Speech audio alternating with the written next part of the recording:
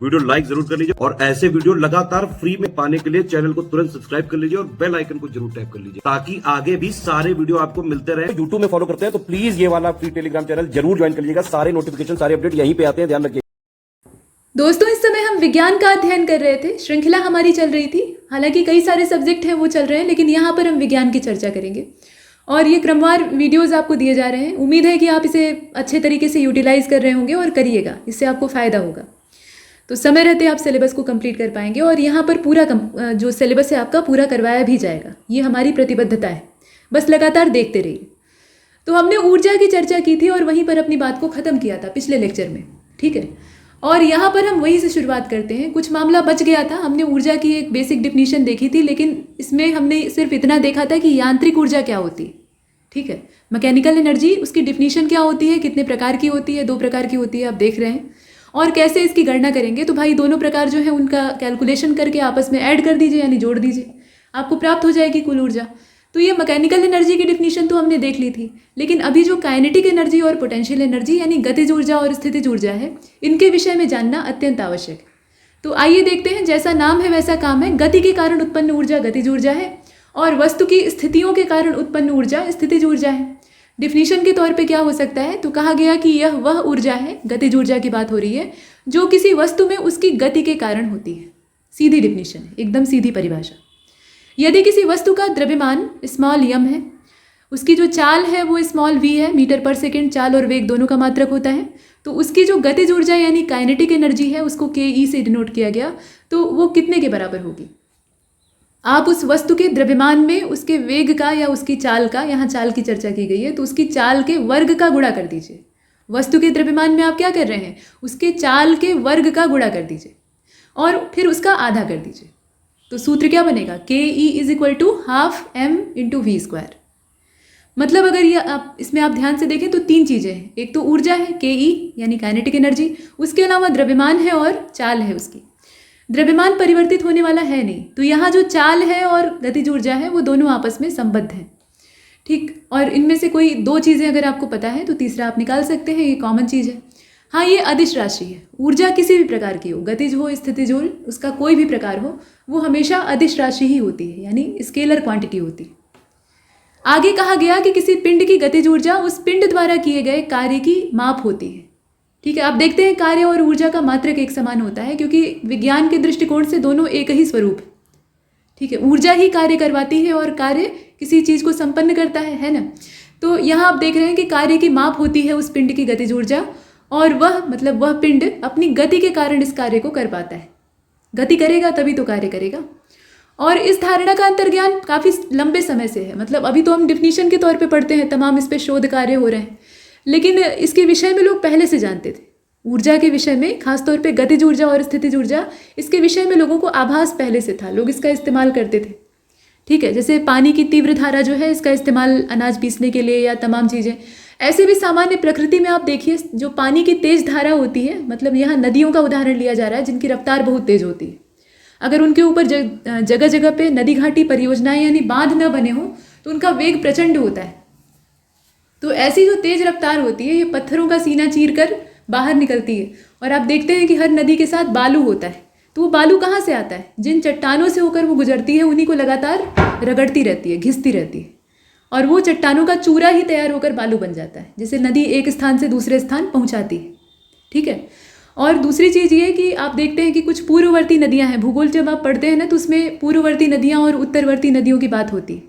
तो जो पूर्ववर्ती नदियाँ होती हैं उनका स्वरूप कैसा होता है, वो पर्वत के उत्थान से पहले ही पैदा हो जाती हैं और वो एक निश्चित रास्ते पर बह रही होती हैं। दिक्कत क्या होती है, वो निश्चित मार्ग जो होता है वहाँ पर एक पर्वत ऊंचा होने लगता है। जैसे गंगा एक पूर्ववर्ती नदी है और हिमालय जब ऊंचा होने लगा तो गंगा को लगा कि भाई ये तो रास्ता रोक लेगा, तो इसे चीरते हैं। तो जैसे जैसे पर्वत उभरता जाता है वैसे वैसे नदी उसको घिस घिस कर अपना रास्ता बनाती जाती है। तो पानी में बहुत ताकत होती है। तो पानी की ताकत या इस तरह की जो गतिमान चीज़ें हैं, इनकी ताकत से लोग पहले भी परिचित थे और प्रकृति इसका एग्जाम्पल देती है। तो प्रकृति से बड़ी कोई प्रयोगशाला नहीं है, ये आप जानते ही हैं। फिलहाल देखते हैं जलयान जो है ये पवन की गतिज ऊर्जा और जल की गतिज ऊर्जा का इस्तेमाल करते हैं। अच्छा, अब अगली जो हमारी परिभाषा है वो स्थितिज ऊर्जा की है, यानी पोटेंशियल एनर्जी। तो ये वह ऊर्जा है, जैसे हमने देखा था कि गतिज ऊर्जा है, वैसे ही यहाँ पर मतलब वो गति के कारण थी और ये स्थिति के कारण है। तो ये वो ऊर्जा है जो कि किसी वस्तु या निकाय की स्थिति अथवा दशा के कारण होती है। ठीक है, वस्तु है अथवा निकाय है, कोई सिस्टम है या कोई एक चीज़ है, उसकी दशा के कारण या उसकी स्थिति के कारण उसमें जो निहित ऊर्जा होती है उसकी चर्चा यहाँ पर हो रही है। मतलब इसका क्या हुआ? तो मतलब ये हुआ कि कोई वस्तु किसी बल के अंतर्गत, मतलब उस वस्तु पर कोई बल आरोपित हो रहा है और उसकी स्थिति को बदला जा रहा है। मतलब पहले वो यहाँ थी, उसकी स्थिति बदलकर यहाँ पर कर दी गई है, मतलब उसे यहाँ रख दिया गया है। तो इस दौरान जितना भी कार्य किया जाएगा, ऐसा तो है नहीं कि यहाँ से यहाँ तक पहुँचाने में काम नहीं किया गया, काम तो हुआ ही है। तो जितना कार्य किया जाएगा वो उस वस्तु की स्थितिज ऊर्जा के रूप में संचित हो जाएगा, ये ध्यान दीजिएगा। और ये कई प्रकार की होती है, जैसे कि गुरुत्वीय स्थितिज ऊर्जा होती है, प्रत्यास्थ स्थितिज ऊर्जा होती है और वैद्युत स्थितिज ऊर्जा होती है। ये कुछ कॉमन एग्जाम्पल हैं, वैसे बहुत सारे हैं। प्रत्यास्थ का मतलब क्या हुआ? प्रत्यास्थ स्थितिज ऊर्जा में जैसे आप एक रबर बैंड ले लीजिए, बीच से उसको तोड़ लीजिए, वो एक खुला स्ट्रिंग जैसा बन जाएगा। उसके बाद आप उसका एक छोर पकड़ लीजिए और दूसरे छोर को पकड़ के खींचिए, तो आप क्या कर रहे हैं? उसकी स्थिति को बदलने की कोशिश कर रहे हैं। ठीक है, तो इसकी वजह से वहाँ जो स्थितिज ऊर्जा का संचय हो रहा है उसे हम देख पाते हैं प्रत्यास्थ के रूप में। वैसे ही गुरुत्वीय स्थितिज ऊर्जा है, यहाँ गुरुत्व का परिवर्तन है, मतलब दो असमान गुरुत्व वाले पिंड हैं, उनके बीच की स्थितियों में बदलाव करते हैं, तो उसकी वजह से निहित ऊर्जा। या पृथ्वी के सापेक्ष ही कोई पिंड जो है वो गतिमान होता है, तो वहाँ भी हम स्थितिज ऊर्जा का कैलकुलेशन कर सकते हैं। इसके अतिरिक्त आप वैद्युत स्थितिज ऊर्जा में आवेशों का जो गतिमान होने का क्रम है उसे देखते हैं। एक आवेश है, उससे दूसरा आवेश नज़दीक लाया जा रहा है या फिर दूर किया जा रहा है। अब यहाँ स्थितिज ऊर्जा के कुछ उदाहरण हैं, मतलब एप्लीकेशन आप कह सकते हैं, अनुप्रयोग। पहला तो बांध के जलाशय में संग्रहित जल, इसके अंदर होती है पोटेंशियल एनर्जी यानी स्थितिज ऊर्जा। बांध यानी नदियों का पानी बांधा जाता है और वहाँ एक कृत्रिम जलाशय बनता है, रिजर्वायर होता है जिसके अंदर पानी को स्टोर करके रखते हैं। उसका तमाम तरीके से इस्तेमाल होता है, जैसे विद्युत निर्माण के लिए और सिंचाई इत्यादि के लिए भी होता है, नहरें निकाली जाती हैं। तो उसके अंदर जो निहित ऊर्जा होती है, संचित ऊर्जा होती है, वो असल में स्थितिज ऊर्जा है। इसके अलावा पेड़ की शाखा से लटकी हुई कोई भी चीज़ है, मतलब कोई भी फल है, सेब आम या कुछ भी, मतलब कोई भी फल हो सकता है, तो उसके अंदर स्थितिज ऊर्जा होती है। वैसे ही तनी हुई धनुष की डोरी और जो बाण की प्रणाली होती है, मतलब ये आपका धनुष हो गया और ये इसकी जो प्रत्यंचा है, इसको ऐसे तान के इस पर एक तीर का संधान किया गया है। तीर को छोड़ा नहीं गया है, ताना गया है। तो ये जो तनी हुई अवस्था है, इसमें भी प्रत्यास्थ स्थितिज ऊर्जा काम करेगी। यहाँ जो स्थितिज ऊर्जा होगी वो कैसी होगी? वो इलास्टिक पोटेंशियल एनर्जी होगी, यानी प्रत्यास्थ स्थितिज ऊर्जा। इसके बाद आप यहाँ देख रहे हैं कि घड़ी की तनी हुई स्प्रिंग जो होती है उसमें भी वही प्रत्यास्थ, जहाँ तानने की बात आएगी वहाँ प्रत्यास्थ स्थितिज ऊर्जा काम करेगी। यहाँ फिर से वही चीज़ रिपीट कर रही। तो ये सब हमने देखा। अब यहाँ पर नंबर आ गया है कि हम शक्ति के विषय में जानकारी प्राप्त करें। तो शक्ति यानी पावर। अब इसमें कुछ लोग बल और शक्ति को एक समझ लेते हैं, लेकिन विज्ञान के दृष्टिकोण से दोनों दो चीज़ें हैं। बल लगाने के लिए शक्ति की आवश्यकता होती है और किसी कार्य को संपन्न करने के लिए बल लगाने की आवश्यकता होती है, तो सब एक दूसरे से जुड़े हुए हैं। शक्ति को उस समय दर से परिभाषित किया जाता है, यहाँ समय के सापेक्ष इसे परिभाषा दी गई है। उस समय दर से परिभाषित करते हैं जिससे कार्य को किया गया या ऊर्जा का स्थानांतरण हुआ। दोनों ही चीज़ें यहाँ पर हैं, या तो कार्य हुआ या फिर ऊर्जा स्थानांतरित हुई। निश्चित तौर पर अगर ऊर्जा का स्थानांतरण होगा तो वहाँ पर कार्य संपन्न माना जाएगा। और किसी बल की औसत शक्ति, ध्यान से देखिएगा, किसी बल की औसत शक्ति उस बल द्वारा किए गए कार्य W और उसमें लगने वाले समय T के अनुपात को परिभाषित करती है। या आप कह सकते हैं कि उस शक्ति को हम लोग इस अनुपात से परिभाषित करते हैं। मतलब ये हुआ सीधा सीधा कि शक्ति बराबर कार्य बटे समय। परिभाषा से यही सूत्र निकल कर आता है। यानी जो किया गया कार्य है उसमें लगे हुए समय से अगर आप भाग दे देते हैं तो जितनी शक्ति वहाँ पर काम कर रही थी वो पता लग जाती है। और इसका जो SI मात्रक है वो वाट होता है। जेम्स वाट के सम्मान में इस मात्रक को वाट नाम दिया गया है। ये आप देख रहे हैं। जेम्स वाट कौन थे? भाप के इंजन के आविष्कारकर्ताओं में से एक। भाप के इंजन पर बहुत सारे जो शोधकर्ता हैं, वैज्ञानिक हैं, इंजीनियर हैं, उन्होंने काम किया था, लेकिन जेम्स वाट को प्रमुखता से उसमें जाना जाता है। तो W से इसको व्यक्त किया जाता है। W कैपिटल है और ध्यान दीजिएगा कि शक्ति जो है ये भी एक अदिश राशि, इसमें कोई दिशा की आवश्यकता आपको नहीं होती। अब यहाँ 1 वाट की परिभाषा दी है। 1 वाट का मान 1 जूल पर सेकेंड होता है। जूल सेकेंड इनवर्स दिया है, तो इनवर्स का मतलब क्या है? पर सेकेंड, सेकेंड नीचे रहेगा। यहाँ ये कहा गया कि 18वीं शताब्दी में भाप के इंजन के प्रवर्तकों में से एक जेम्स वाट, अभी आपको बताया है, उन्हीं के नाम पे वाट नाम इसे दिया गया है मात्रक का। शक्ति का एक बहुत पुराना मात्रक है। वाट तो बाद में आया, इससे पहले भी लोगों को शक्ति के विषय में जानकारी थी। और इसका जो पुराना मात्रक है वो है हॉर्स पावर यानी अश्व शक्ति। ये एक बड़ा मात्रक है। आज भी इंजन इत्यादि की जो पावर है उसको नापने के लिए हॉर्स पावर का इस्तेमाल होता है। ठीक है, अब जैसे कोई पंप वगैरह आप खरीदते हैं, समरसेबुल या कोई घरेलू जो टुल्लू पंप होते हैं, तो उनमें लिखा होता है कि ये 1 HP की पावर का है, यानी इसके अंदर 1 हॉर्स पावर की क्षमता है। तो अश्वशक्ति की परिभाषा क्या होती है? परिभाषा तो वही है जो शक्ति की है। यहाँ पर थोड़ा सा बड़ा मात्रक है, तो इसमें आप देखें कि 1 हॉर्स पावर में 746 वाट होते हैं। ये बहुत बार आयोग ने पूछा भी है। कार, मोटर बाइक या जिस तरह के बड़े बड़े पंप होते हैं, तो उनकी निर्गत क्षमता को नापने के लिए इसका प्रयोग होता है। ये बड़ा मात्रक है, बस और कोई नई बात नहीं। इसके बाद आप देखें बल, आवेग और संवेग को, या बल, संवेग और आवेग को, तीनों एक साथ दिए हुए हैं क्योंकि ये एक दूसरे से संबंधित हैं। तो सबसे पहले बल को देख लेते हैं, तभी बाकी चीज़ें समझ में आएंगी। देखिए, बल वह बाहरी कारक है। अभी तक बल की चर्चा तो हो रही थी, लेकिन इसे हम जानने का प्रयास नहीं कर रहे थे। हमने ये देखा कि बल के बिना कार्य संपन्न नहीं हो सकता है, और ऊर्जा रहेगी तभी बल उत्पन्न होगा। तो ये बल की चर्चा हुई थी, और पीछे हमने न्यूटन के कुछ सिद्धांतों को भी देखा था। तो बल वह बाहरी कारक है जो कि किसी वस्तु की प्रारंभिक अवस्था, यानी उसकी विराम की अवस्था, या उसकी एक समान गति की अवस्था में बदलाव कर सकता है। दोनों ही अवस्थाओं को बदल सकता है।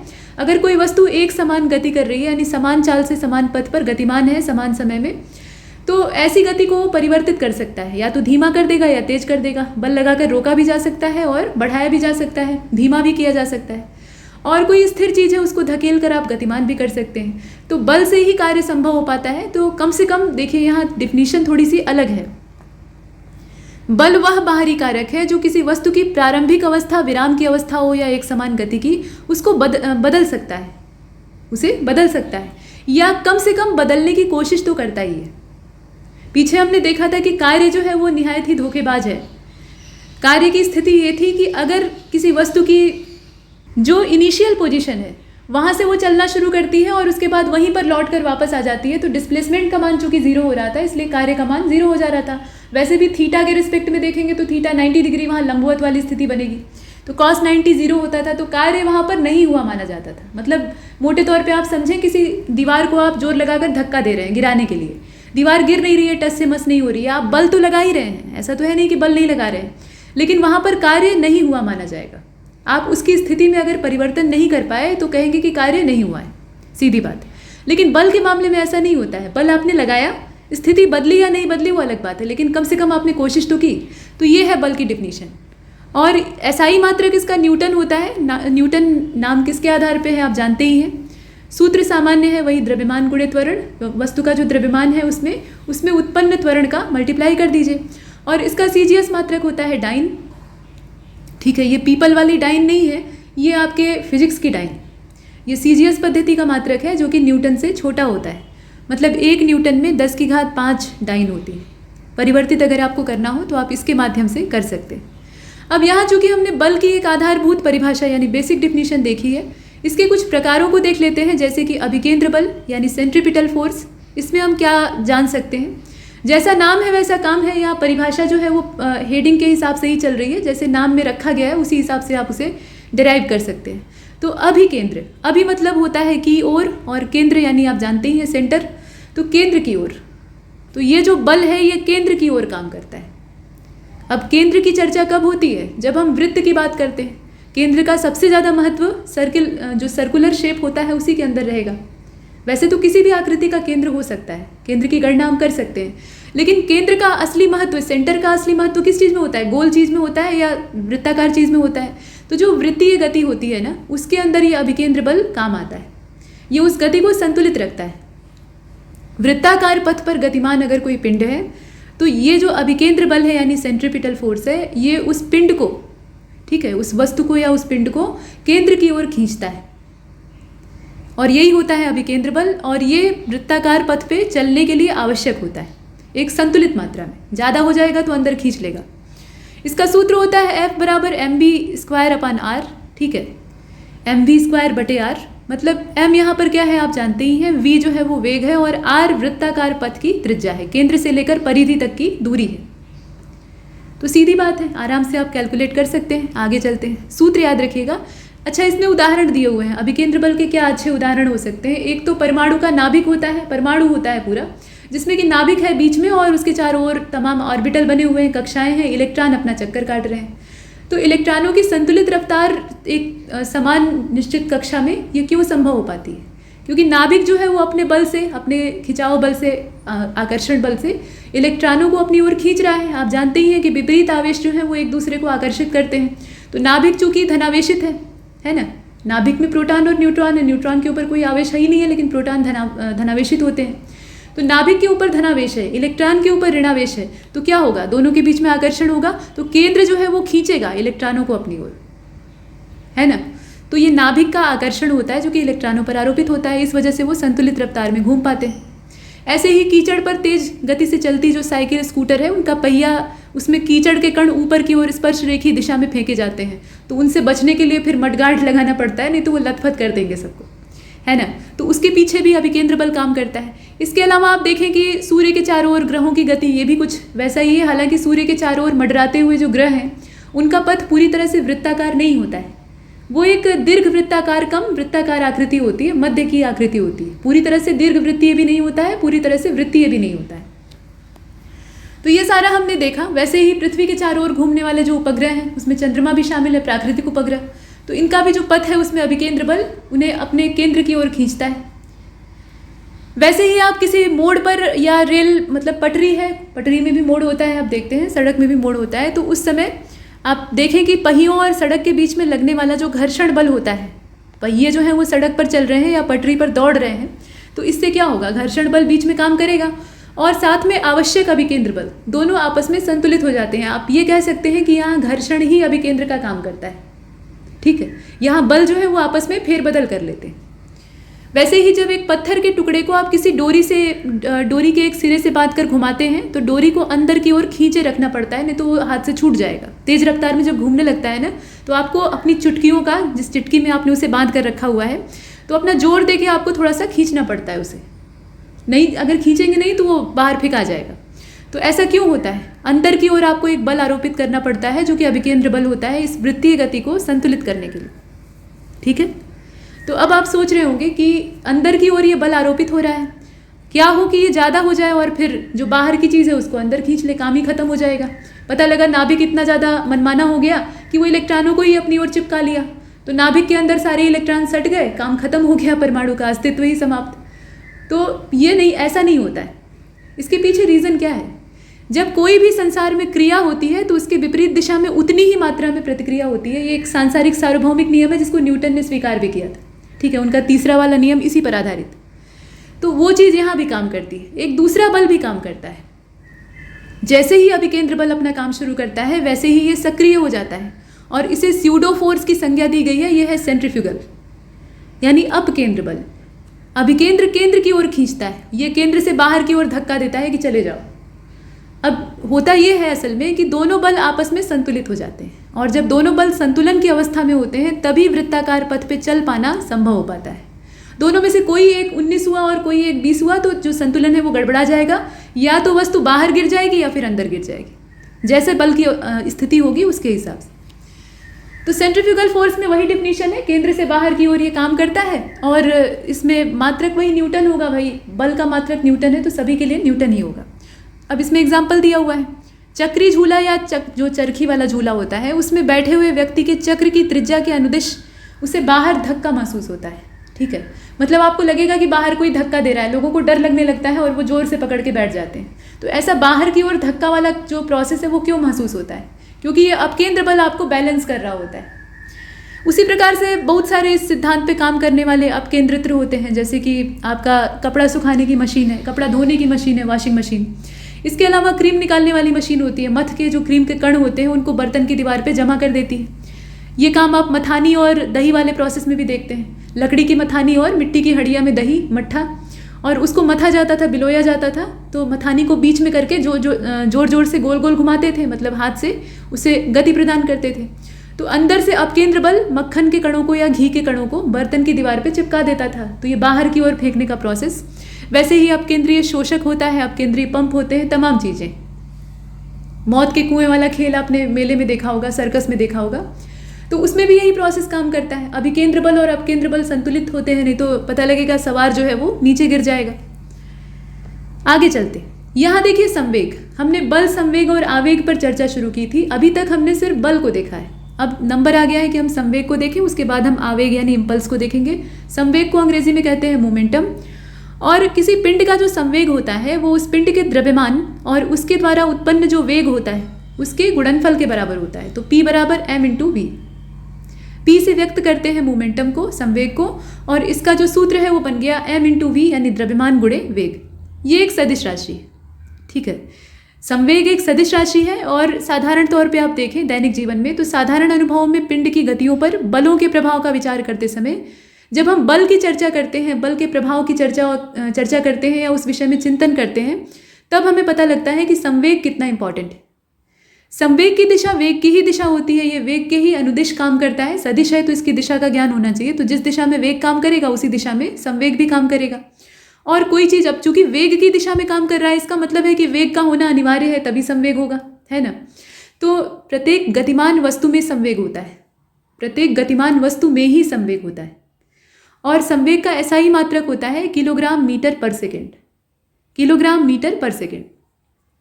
आराम से आप मात्रक निकाल सकते हैं, मतलब द्रव्यमान का मात्रक हो गया किलोग्राम एसआई पद्धति में, और वेग का आप जो डिराइव यूनिट निकालते हैं, व्युत्पन्न मात्रक निकालते हैं, वो मीटर पर सेकेंड होता है। तो आपस में मिला दीजिए किग्रा मीटर पर सेकेंड या किग्रा मीटर सेकेंड इनवर्स, ये इसका मात्रक हो जाएगा।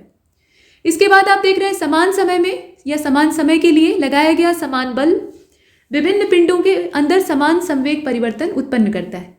और यह गति के दूसरे नियम का प्रामाणिक मार्गदर्शक सिद्धांत है। न्यूटन का जो दूसरा नियम है गति का, उसको संवेग का सिद्धांत भी कहा जाता है, संवेग संरक्षण का सिद्धांत कहा जाता है। और किसी पिंड के संवेग परिवर्तन की दर आरोपित बल के अनुक्रमानुपाती होती है। मतलब क्या हुआ, अगर बल जो है वो बढ़ेगा तो संवेग में परिवर्तन की जो दर है वो भी बढ़ने लगेगी, घटेगा तो घट जाएगी। अनुक्रमानुपाती होने का यही मतलब है।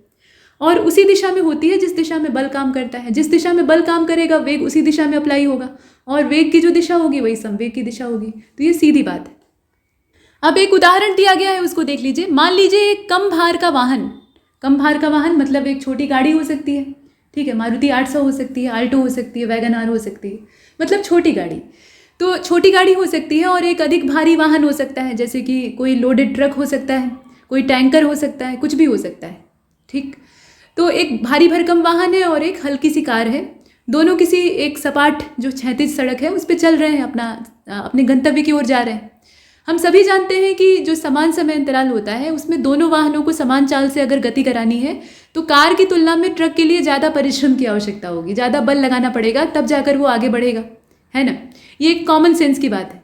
और इसी तरह से एक हल्का पिंड और एक भारी पिंड दोनों एक समान चाल से अगर गतिमान होते हैं तो समान समय अंतराल में उनको रोकने के लिए भी जो भारी पिंड है उसमें अपेक्षाकृत ज़्यादा विरोधी बल की आवश्यकता होगी। जैसे चलाने के लिए उसको ज़्यादा बल की आवश्यकता थी, वैसे ही उसे रोकने के लिए भी गति की अवस्था से बाहर विराम की अवस्था में लाने के लिए भी पर्याप्त मात्रा में विरोधी बल लगाना पड़ेगा।